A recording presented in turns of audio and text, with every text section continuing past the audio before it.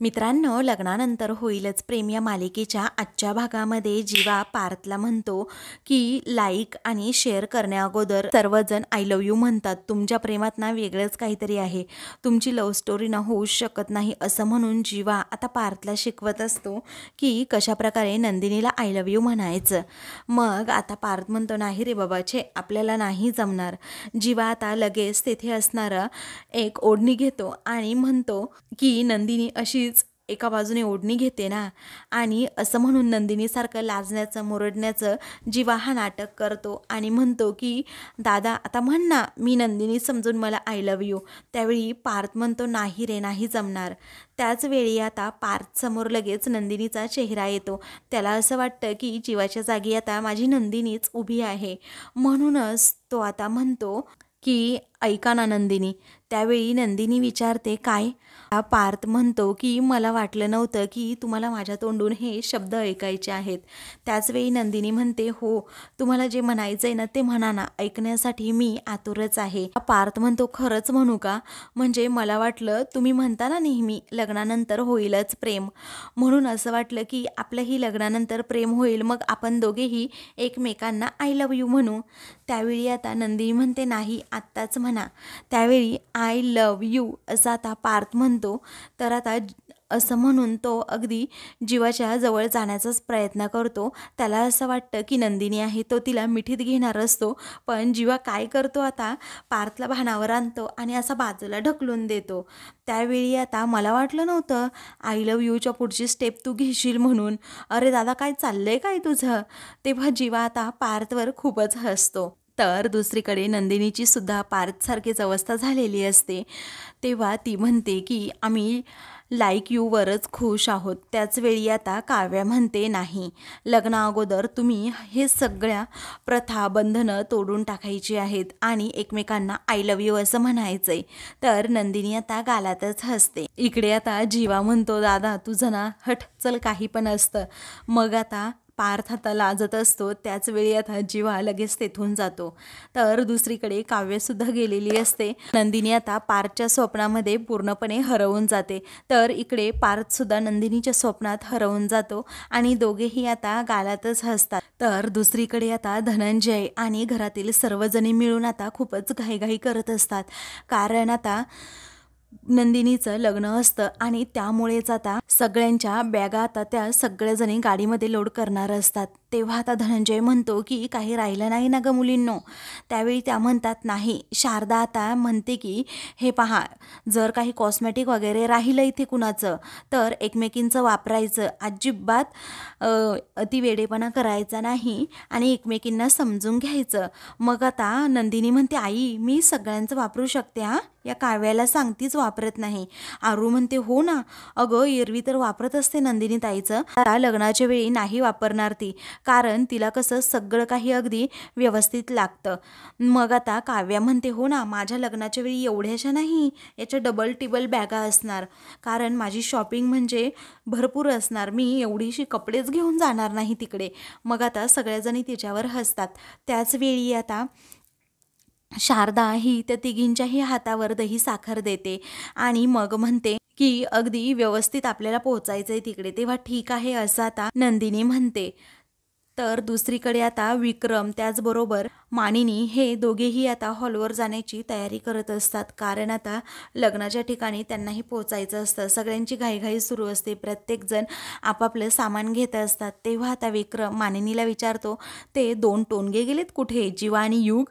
किती वेळ झाला आहे मी त्यांना बघितलं नाही आहे, किती काम आहे इथे, एवढं सामान गाडीत लोड करायचं आहे. आपली नवरा मुलाकडची बाजू, आपल्याकडे सामान जास्त असणार ना. त्यावेळी मानिनी म्हणते, हो, गाडीत सामान लोड करतायत ते, तुम्ही असं का बोलताय ओ लेकरांना? मग आता विक्रम म्हणतो, नाही ग, सहज. बरं, मी आता लिस्ट चेक करतो, हां, असं म्हणून तो लिस्ट चेक करत असतो. मानिनी म्हणते, आता 3-3 वेळा लिस्ट चेक करून झाली, माझं डोकं फिरेल. मग आता विक्रम हसतो आणि म्हणतो, मानिनी, चिडूच नको ना गं, त्यावेळी ती म्हणते मग काय, आपली 3 वेळा लिस्ट चेक करून झाली तरी आपलं चाललंय चौथ्यांदा लिस्ट चेक करणं, काही सामान राहिलंय की नाही पाहणं. माझ्यावर विश्वास नाही आहे का? तेव्हा तो म्हणतो तू तुझं सामान घेतलं ना मग बस झालं. त्यावेळी मानिनी पुन्हा चिडते. त्याच वेळी आता धनंजयचा फोन येतो. तेव्हा धनंजय आता विक्रमला विचारतो, काय रे विक्रम, तू निघालास ना, आम्ही पोहोचतोय, तू सुद्धा लवकर पोहोच. त्यावेळी विक्रम म्हणतो हो, सामानाची बांधाबांध चालली आहे, गाडीमध्ये सामान लोड करतोय.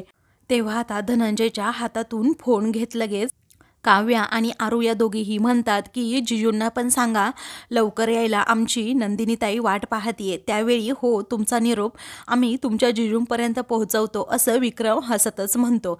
त्यावेळी पार्थ आता लाजत असतो. लवकर या, आम्ही वाट पाहतोय असं धनंजय मग नंतर म्हणतो आणि फोन ठेवतो. त्याचवेळी आता रम्या हे सगळं बोलणं ऐकते आणि तिला प्रचंड धक्का बसतो. तेव्हा विक्रम आणि त्याचबरोबर इकडे पार्थ हे दोघेही रम्याकडे पाहतात. तर रम्या आता रडू लागते. तेवढ्यातच युग आता तेथे येतो आणि म्हणतो बाबा, अहो बेकार ट्रॅफिक लागलंय, चला चला पटकन चला. मग आता पार्थ म्हणतो की हो चला पटकन निघायचंय आपल्याला. तेव्हा सगळीकडे रेड रेड दिसतंय, चला पटकन असं युग सर्वांना म्हणतो आणि सामान घेत असतो. त्यावेळी विक्रम आता म्हणतो मानिनी अगं चल पटकन. तेव्हा आता रम्याचा अगदी प्रेमभंगच झालेला असतो. तेव्हा ती आता पार्थकडे पाहतच राहते आणि तिला आता आठवतं की कशा प्रकारे पार्थने माझं प्रेम धुडकवलंय, कारण त्याने स्पष्टपणे तिला या अगोदरच सांगितलेलं होतं की माझं तुझ्यावर अजिबात प्रेम नाहीये. तेव्हा तिचं जे प्रेमपत्र असतं ना, ते प्रेमपत्र सुद्धा पार्थने आता फाडलेलं असतं. त्याचवेळी पार्थ आता आपली बॅग घेऊन निघालेला असतो. रम्या तितक्यातच तिथे येते. मग आता ती त्याला म्हणते की पार्थ, तू जिंकलास आणि मी हरले. अरे फक्त एकदाच नीट बोल ना माझ्याबरोबर. अरे आय नो, मला असं वाटतंय की मी चुकलेली आहे, पण तू माझ्यासाठी काय आहेस हे तुला माहीत आहे ना. तेव्हा ती पार्थचा हात पुन्हा एकदा हातात घेते, प्रेमानेच त्याच्याकडे पाहत असते, म्हणते की पार्थ. तेव्हा आता पार्थ पटकन तिच्या हातातून हात सोडवून घेतो. तेव्हा रम्याला अजूनच वाईट वाटतं. त्याचवेळी आता रम्या म्हणते पार्थ, हे बघ, नंदिनीला सगळं सांगून मी चूक केली असेल, परंतु भलेही तू मागे नाही हटला आणि ती नंदिनीसुद्धा मागे हटली नाही असं म्हणून ती आता पार्थकडे पाहते. तेव्हा पार्थ हा खूपच रागात तिच्याकडे पाहतो. त्यानंतर ती आता पार्थला म्हणते, जर नंदिनीशी लग्न करून तू खुश राहणार असेल तर माझी काहीही हरकत नाही. अरे मी फक्त तुला शेवटचं बाय म्हणायला आली आहे असं म्हणून आता ती त्याच्याकडे पाहतच राहते. तर पार्थला सुद्धा आता तिच्या या वेडेपणाचा अर्थ कळत नाही. हे काही जी काही बोलतीये त्याचाच अर्थ त्याला समजत नसतो. तो विचारतो म्हणजे. त्याच वेळी आता रम्याला चक्कर येऊ लागते. तेव्हा आता घरातील सर्वजण धावत असते तेथे येतात. तेव्हा विक्रम, मानिनी, युग, जीवा हे सर्वजण तेथे आलेले असतात.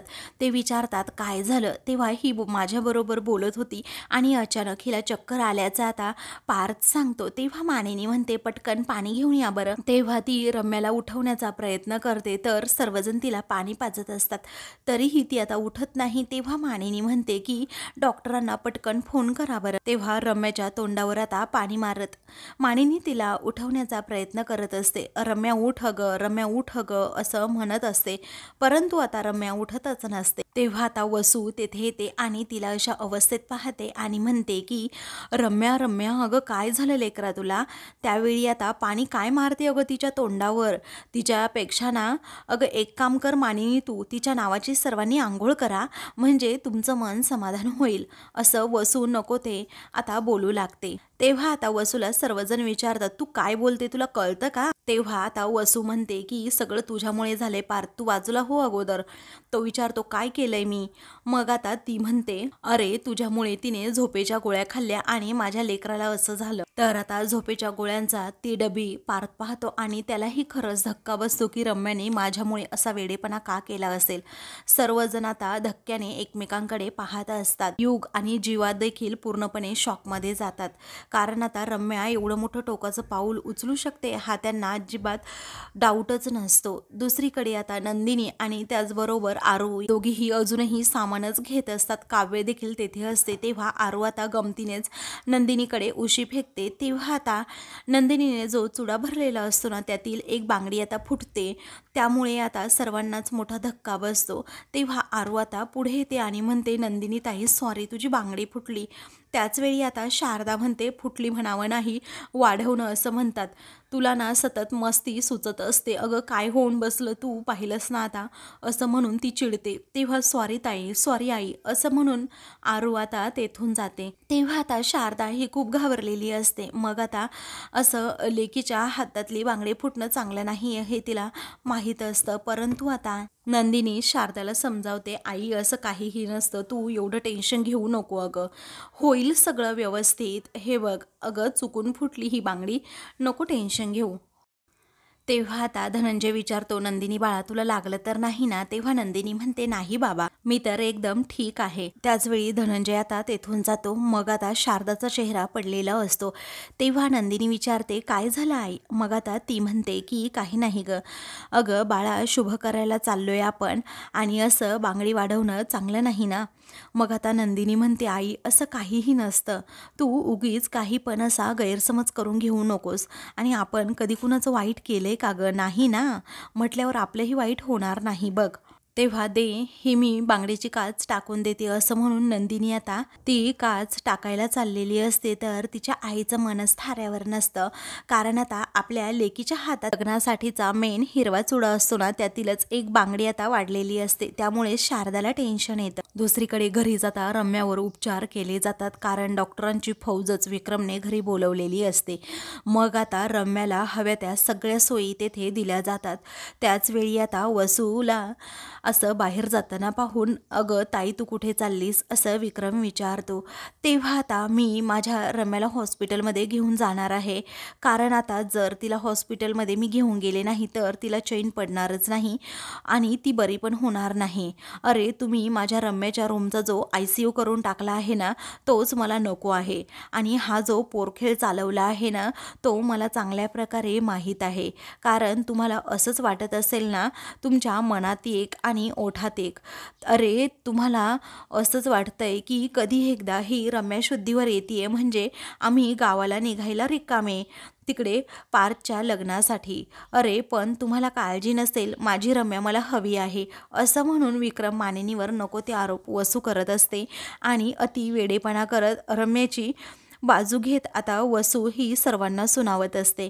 त्याचवेळी आता पार्थ, युग आणि जीवा या तिघांनाही धक्का बसतो की वसू आत्याला आताच नेमकं काय झालंय, ती एवढी हायपर का झाली आहे। मग आता विक्रम आणि मानिनी सुद्धा खूप टेन्शनमध्ये येतात, हा वेडेपणा रम्याने का केला असेल, शुभ कार्यामध्ये नेहमी अडथळा का आणत असेल ही। तर आता दुसरीकडे नंदिनीची आई म्हणजे शारदा सर्वांना म्हणते, अरे चला चला, अरे चला चला म्हणता म्हणता आपण 1 तासच घरात घुटमळतोय। त्यावेळी काव्या आरूला विचारते, समजलं का आई काय म्हणतीये?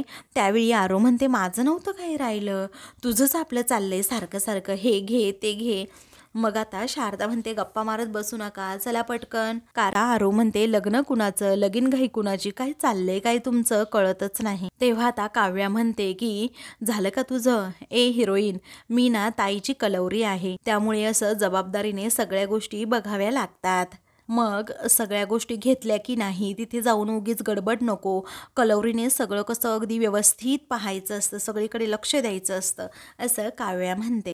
त्यानंतर आता त्या दोघींची जरा भांडणं होऊ लागतात। मग आता बाथरूममध्ये शॅम्पूची बॉटल तू विसरली होती, मीच तुझ्या लक्षात केलं, असं आरू आता काव्याला म्हणते। काव्या म्हणते, मग काय झालं त्यात, उपकार नाही केले तू। मग आता त्या दोघी अजूनच सुरू होतील आणि इथेच अजून 1 तास जाईल या विचाराने नंदिनी म्हणते, अरे काय चाललंय काय तुमचं, का सारख्या भांडताय ना, कळतच नाही। नंदिनी विचारते, मला असं वाटतंय की तुम्ही दोघींनी नाही इथे भांडत बसा, आम्ही दोघीही निघतो आता। मग आता आरू आणि काव्या ह्या लगेच म्हणतात की नाही नाही आम्हालाही यायचंय। तेव्हा शारदा सुद्धा त्या दोघींवर ओरडते आणि चला निघा असं म्हणते। त्याचवेळी आता ही थांबा थांबा, माझी पर्स कुठे आहे असं काव्या विचारते। मग आता आरू म्हणते, टेबल खाली आहे लेफ्ट साईडला, म्हणते की कळत सुद्धा नाही कुठे कोणत्या वस्तू ठेवाव्यात। त्याच वेळी आता काव्या म्हणते, तुला माहीत होतं ना, मग तू घेऊन यायची ना। तेव्हा आता कलवरी कोण आहे, तू आहे ना, मग तूच ह्या सगळ्या वस्तू व्यवस्थित घ्यायला नकोत का असं आरू म्हणते। तेव्हा काव्या लगेच पर्स आणण्यासाठी जाते, तर धनंजय तेथे येतो आणि शारदाला विचारतो, काय या मुलींची चालली नुसती भांडणं भांडणं।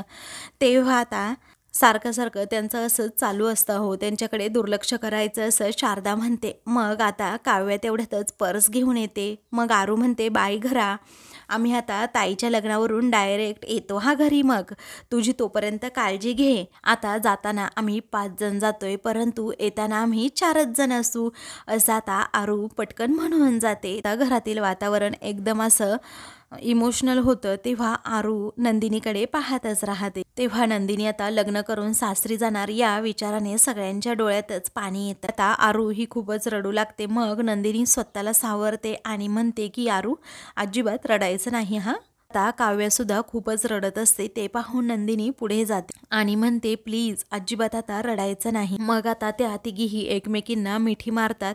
तेव्हा सर्वजणी आता खूपच रडत असतात. तेव्हा नंदिनीचे आई बाबा सुद्धा आता खूप रडू लागतात, कारण आपली लेक आता आपल्या घरात नाही तर सासरी राहणार या विचाराने एका क्षणी त्यांच्याही काळजाचा ठोका चुकलेला असतो. त्यानंतर नंदिनी आता सर्वांना शांत करते आणि स्वतःचं मन अगदी घट्ट करत म्हणते, हे पहा, आता 5 जण नाही तर तुम्ही 4 जण असणार आहात घरात. म्हणूनच आता मी सांगणार आहे ते फायनल, माझी खोली आरूची असणार आणि माझ्या सगळ्या कुर्तीच माझ्या काव्याच्या असणार, असं आता नंदिनी म्हणते. तेव्हा आता त्या दोघीही अजूनच रडत असतात. त्यानंतर नंदिनी म्हणते, हो, आणि आमच्या दोघींचा जो चेसबोर्ड आहे ना, तो एकट्या बाबांचा असणार. तेव्हा धनंजयचे डोळे आता पाणवतात. लाडक्या लेकींकडे तो पाहतच राहतो. त्यानंतर नंदिनी म्हणते, माझी सगळी झाडं आता आईच्या वाट्याला, माझ्या या सर्व आठवणी आहेत ना त्या माझ्या घराच्या वाट्याला, असं म्हणून ती घराकडे पाहतच राहते. डोळे भरून पुन्हा एकदा ती सगळ्या घरावरून नजर फिरवते. तेव्हा बाळा, तू तर सगळं आम्हाला देऊन निघालीस, पण तुझं काय ग, असं आता धनंजय विचारतो. तेव्हा ती आता म्हणते, बाबा, मला माझी नवीन माणसं मिळाली आहेत. तेव्हा आता काव्य म्हणते, अगं ताई, पण ती नवीन माणसं 4 नाही आहेत, 14 आहेत. आता तू सर्वांना कशी सांभाळणार आहेस. तेव्हा नंदिनी आता हसते आणि म्हणते की काही प्रॉब्लेम नाही. मग आता आरू म्हणते, ताई, अगं खरंच तुझी ना खूप दमछाक होणार आहे. त्याच वेळी आता धनंजय रडतच म्हणतो, नाही नाही, आपल्या नंदिनीची कधीही दमछाक होणार नाही, कारण आनंद निवासमधल्या सर्वांना ती ज्या प्रकारे सांभाळते ना, त्याच प्रकारे त्या इतर घरातील सर्वांना ती सांभाळेल.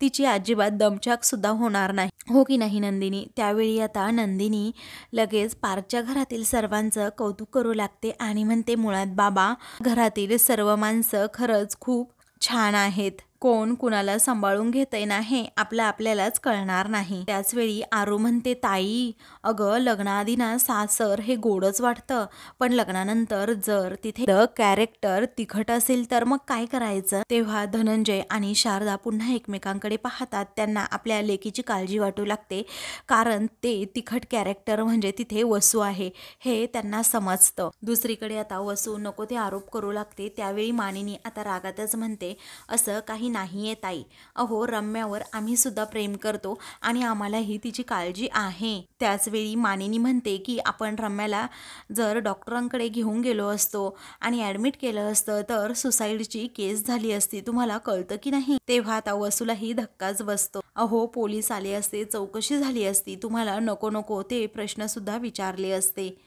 तेव्हा सर्वजण हो असं म्हणतात. मग ताई, तुम्हाला मनस्ताप व्हायला नको म्हणून हे सगळं काही केलंय, असं आता मानेनी समजावून सांगते. पुढे आता विक्रम म्हणतो, तुला वाटत असेल की आमचा रम्यावर जीव नाहीये, पण तसं नाहीये ग ताई, आम्हालाही काळजी आहे ना तिची. पण एक लक्षात ठेव विक्रम, जर माझ्या रम्याला काही झालं ना तर तुम्ही कितीही हातापाया पडलात ना तर मी तुम्हाला अजिबात सोडणार नाही, अशी वसू पुन्हा पुन्हा धमकी देऊ लागते. तर आता सर्वांना मोठा धक्का बसतो की शुभ कार्यासाठी आम्ही जात असताना ही वसुताई असं का बोलतीये, एवढा कसला राग आहे तिच्या मनात. ती आता देवासमोर लगेच जाते, देवाच्या पाया पडते आणि लगेच ती तेथे असणारी घंटी घेते आणि ती वाजवू लागते. त्याचवेळी आता तिचा राग सर्वांना हा समजत असतो. सर्वजण एकमेकांकडे पाहतच राहतात.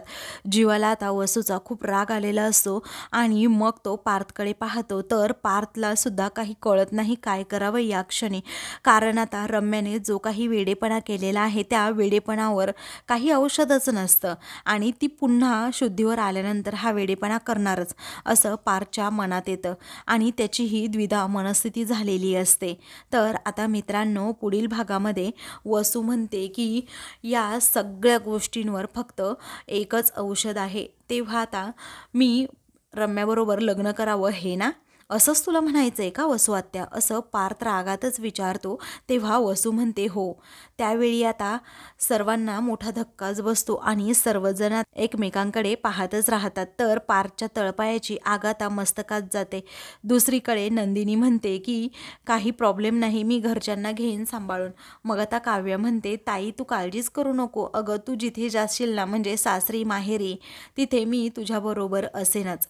त्यावेळी सासरी कशाला असं आता नंदिनी तिला विचारते. तेव्हा काव्या खूप घाबरते, तिला काय उत्तर द्यावं ना तेच कळत नाही. दुसरीकडे रम्या शुद्धीवर येते आणि पार्थला म्हणते की एक मंगळसूत्र आहे बघ, ते तू माझ्या गळ्यात घाल. तेव्हा पार्थ त्या मंगळसूत्राकडे पाहतच राहतो. तर रम्या खुश होते. अशाच मालिकेंचे पुढील भाग पाहण्यासाठी चॅनलला सबस्क्राईब करा.